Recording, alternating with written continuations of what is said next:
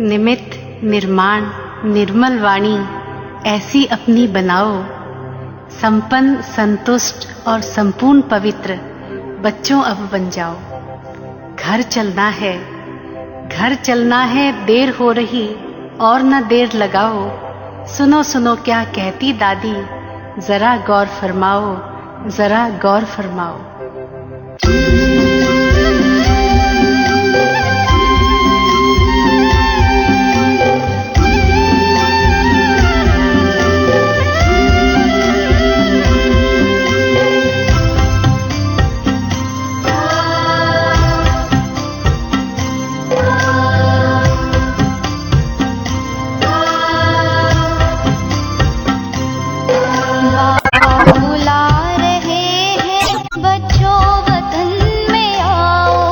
अब मुझको ना बुलाओ, तुम मेरे पास आओ।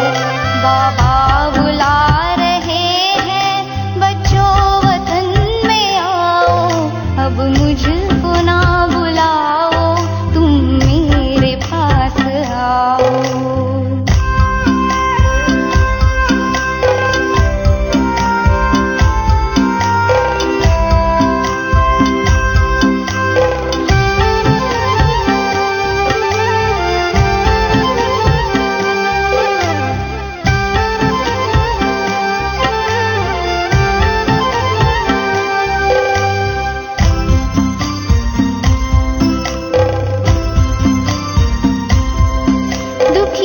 की चीत्कारे क्या तुम तलक न आई, क्या भक्तों की पुकारे पड़ती नहीं सुनाई।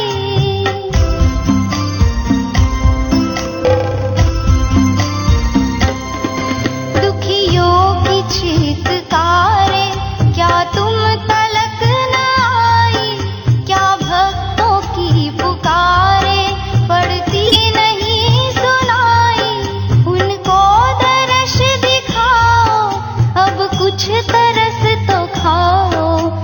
कुछ तरस तो खाओ।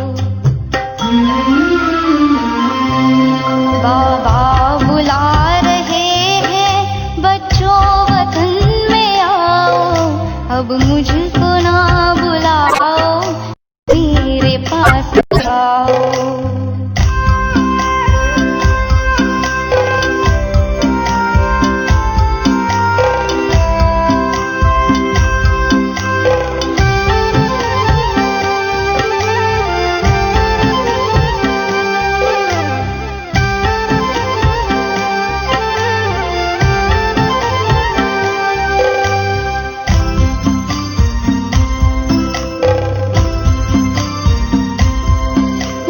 जब मुझे बुलाया, तब तब मैं पास आया। सर्वस्व अपना देकर वादा हर एक निभाया।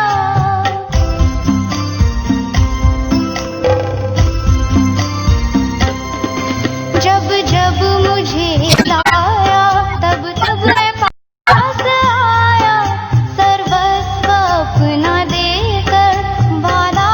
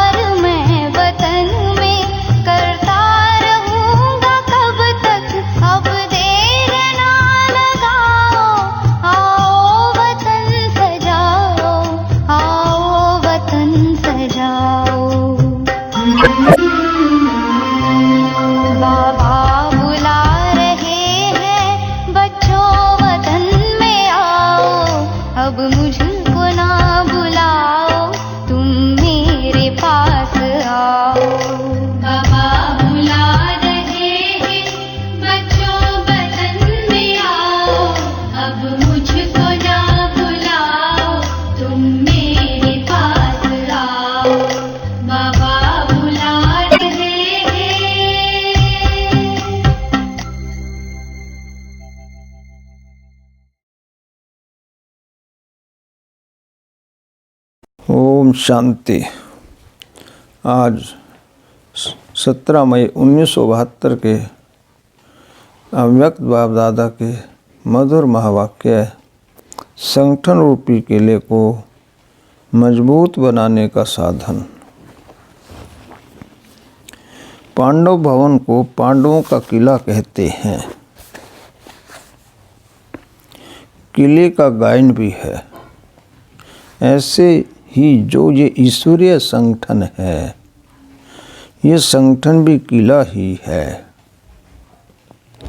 जैसे स्थूल किले को बहुत मजबूत किया जाता है, जिससे कोई भी दुश्मन वार कर न सके, इस रीति से मुख्य किला है संगठन का। इसमें भी इतनी मजबूती हो जो कोई भी विकार दुश्मन के रूप से वार कर न सके। अगर कोई दुश्मन वार कर लेता है तो जो किले की मजबूती की कमी है। ये तो संगठन रूपी किला है। इसकी मजबूती के लिए 3 बातों की आवश्यकता है। अगर तीनों बातें मजबूत हैं तो इस किले के अंदर कोई भी रूप से कभी भी कोई दुश्मन वार नहीं कर सकेंगे। दुश्मन प्रवेश भी नहीं कर सकते, हिम्मत नहीं हो सकती। वह 3 बातें कौन सी हैं जिससे मजबूत हो सकते हैं? एक स्नेह, दूसरा स्वच्छता और तीसरा है रूहानियत। ये तीनों बातें अगर मजबूत हैं तो कब कोई का वार नहीं होगा। अगर कहाँ भी कोई भी वार करता है, उनका कारण इन तीनों में से कोई ना कोई कमी है। या स्नेह की कमी है, या फिर रूहानियत की कमी है। तो संगठन रूपी किले को मजबूत करने के लिए इन तीनों बातों पर बहुत अटेंशन चाहिए। हर एक स्थान पर इन बातों का फोर्स रखकर भी यह लाना चाहिए। जैसे स्थूल में भी वायुमंडल को शुद्ध करने के लिए एयर फ्रेश करते हैं, उससे अल्पकाल के लिए वायुमंडल चेंज हो जाता है। इस रीति से इसमें भी इन बातों का प्रेशर डालना चाहिए, जिससे वायुमंडल का भी असर निकल जाए। कोई को भी आकर्षण करने की मुख्य बातें यही होती हैं। स्नेह से, स्वच्छता से प्रभावित तो हो जाते हैं, लेकिन मुख्य तीसरी बात रूहानियत की जो है, यह है मुख्य। 2 बातों से प्रभावित होकर गए। यह तो उन्हों के प्रति विशेष वृत्ति और दृष्टि में अटेंशन रहा, उसके रिजल्ट में यह लेकर के आए। तो जैसे लोगों को भी यह मुख्य बातें आकर्षण करने के लिए निमित्त बनती हैं, वैसे 1-2 को संगठन में लाने के लिए व संगठन में शक्ति बढ़ाने के लिए आपस में भी यह 3 बातें 1-2 को देकर के अटेंशन दिलाने की आवश्यकता है। अगर तीनों में से कोई भी बात की कमजोरी है तो जरूर कोई न कोई वीकनेस है। जो सफलता होनी चाहिए वह नहीं हो पाती। जरूर कोई कमी है। तो ये बातें बहुत ध्यान में रखनी है। किले की मजबूती होती है 1-2 के संगठन से। अगर किले की दीवार में एक भी ईंट व पत्थर का सहयोग पूरा न हो तो वह किला सेफ नहीं हो सकता। जरा भी हिला तो कमजोरी आ जाएगी। भले कहने में तो एक ईंट की कमी है, लेकिन कमजोरी चारों ओर फैलती है। तो वैसे ही मजबूती के लिए 3 बातें बहुत ज़रूरी हैं। फिर कोई वाइब्रेशन भी टच नहीं कर सकता। अपने ऊपर अटेंशन कम है। जैसे साकार बाप साकार रूप में लाइट हाउस माइट हाउस दूर से ही दिखाई देते थे, ऐसे रूहानियत की मजबूती होने से कोई भी अंदर आएंगे तो लाइट हाउस माइट हाउस का अनुभव करेंगे। जैसे स्नेह और स्वच्छता बाहर के रूप में दिखाई देती है, वैसे रूहानियत व अलौकिकता बाहर रीति से प्रत्यक्ष दिखाई दे, तब जय जयकार होगी। ड्रामा प्रमाण जो भी कुछ चल रहा है उसको यथार्थ तो कहेंगे ही, लेकिन साथ साथ शक्ति रूप का भी अनुभव होना चाहिए। यह अलौकिकता जरूर होनी चाहिए।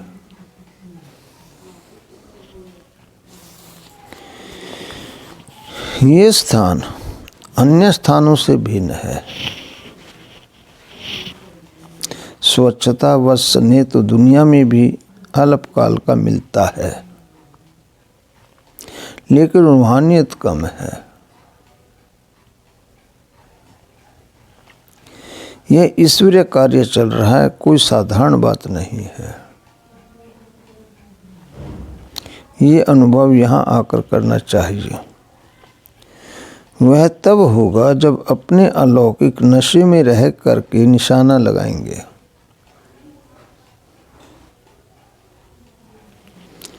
ये लक्ष्य जो रखना है अपने चरित्र द्वारा, चलन द्वारा, वाणी द्वारा, वृत्ति द्वारा, वायुमंडल द्वारा,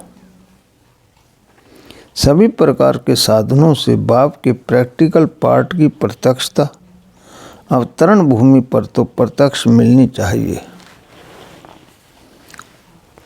सिर्फ स्नेह स्वच्छता की प्रशंसा तो कहाँ भी कर सकते हैं। छोटे छोटे स्थानों में भी प्रभाव पड़ सकता है, लेकिन कर्म भूमि चरित्र भूमि द्वारा भूमि में आने की विशेषता होनी चाहिए। जैसे कोई को घेराव डाल करके चारों ओर उसको अपने तरफ आकर्षित करने लिए करते हैं, तो बाप के साथ स्नेह में भी समीप लाने की पॉइंट्स का घेराव डालो। इसके लिए विशेष इस भूमि पर संपर्क में आने वालों को संबंध में समीप लाना चाहिए। जो संपर्क में आने वाले हैं वही संबंध में समीप आ सकते हैं। चारों ओर यही आवाज कानों में गूंजता रहे, चारों ओर यही वायुमंडल उनको भले देता रहे। इसके लिए 3 बातों की आवश्यकता है। अब तक जो हुआ वह तो कहेंगे ठीक हुआ, अच्छा तो सभी होता है, लेकिन अब की स्टेज प्रमाण अब होना चाहिए अच्छे से अच्छा। जबकि चैलेंज करते हो 4 वर्ष में विनाश की ज्वाला प्रत्यक्ष हो जाएगी, तो स्थापना में भी जरूर बाप की प्रत्यक्षता होगी, तब तो कार्य होगा ना। अच्छा, कमाल ये है जो विस्तार द्वारा बीज को प्रकट करें। विस्तार में बीज को गुप्त कर देते हैं। अब तो वृक्ष की अंतिम स्टेज है ना।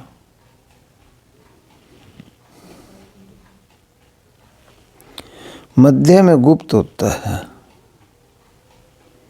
अंत तक गुप्त नहीं रह सकता।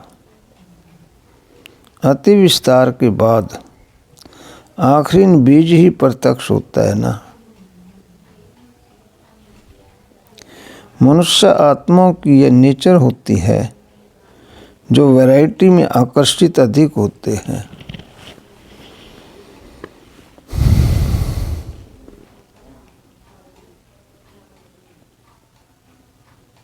लेकिन आप लोग किस लिए निमित्त हो?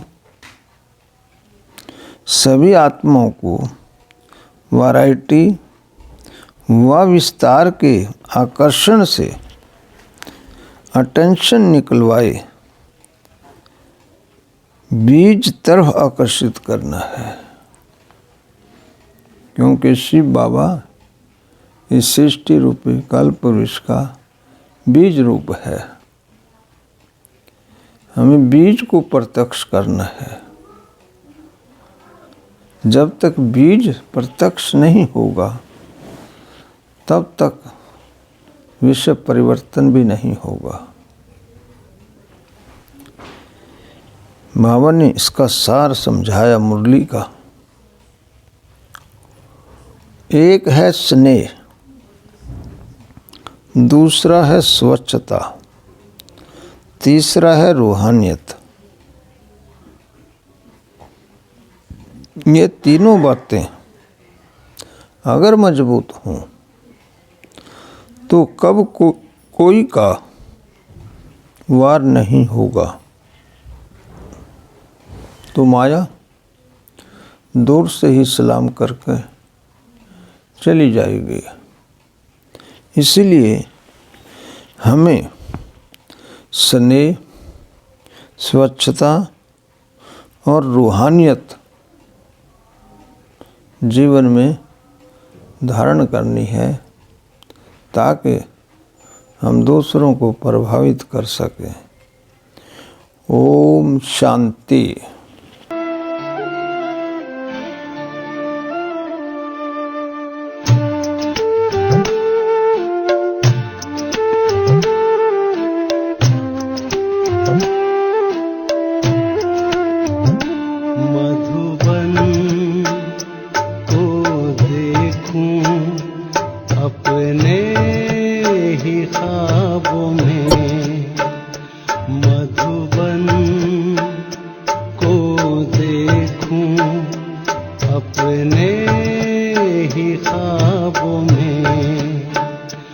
मधुबन में प्यारे बाबा को, मधुबन में प्यारे बाबा को देखूं अपने ही ख्वाबों में। मधुबन को देखूं अपने ही ख्वाबों में। मधुबन को देखूं अपने ही ख्वाबों में। मधुबन में प्यारे बाबा को, मधुबन में प्यारे बाबा को देखूं अपने ही ख्वाबों में। मधुबन को देखूं अपने ही ख्वाबों में।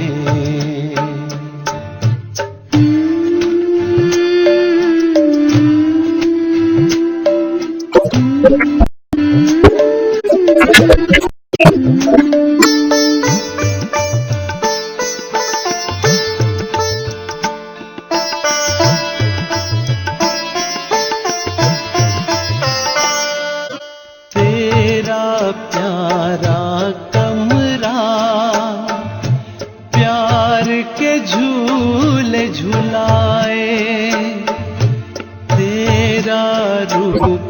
सुहानी मन को है लुभाए, भाग्य की कलम से तू सबका भाग्य बनाए।